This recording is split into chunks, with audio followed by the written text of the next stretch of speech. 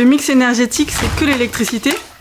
Non, c'est faux. Le mix énergétique, c'est l'ensemble des énergies que nous consommons pour le transport, le chauffage, l'industrie ou encore pour produire de l'électricité.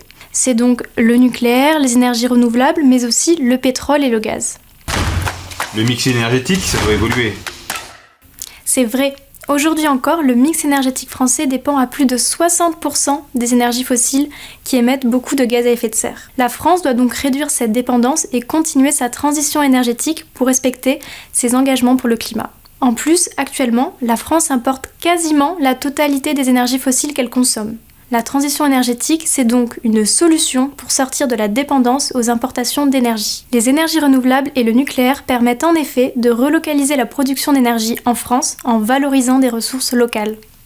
En France, on n'a pas besoin des énergies renouvelables. C'est faux. Même si la priorité c'est avant tout de réduire notre consommation d'énergie, nous devons aussi produire plus d'énergie décarbonée pour atteindre nos objectifs climatiques. On en a besoin pour que les transports et l'industrie soient de plus en plus neutres en carbone. La France veut donc développer massivement les énergies renouvelables pour produire de l'électricité solaire ou éolienne, mais aussi du biogaz, des biocarburants et de la chaleur renouvelable. Le second pilier, c'est l'énergie nucléaire qui permet également de produire une énergie décarbonée.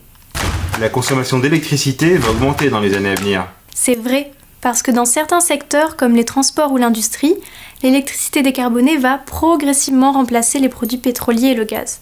Par exemple, à terme, l'essence et le gasoil vont être remplacés par l'électricité pour les véhicules particuliers ou encore l'hydrogène pour les transports collectifs. En fonction de notre niveau de réindustrialisation et de sobriété, d'après RTE, qui est le gestionnaire du réseau de transport d'électricité, la consommation d'électricité devrait ainsi augmenter entre 35 et 60% d'ici à 2050 par rapport à 2020.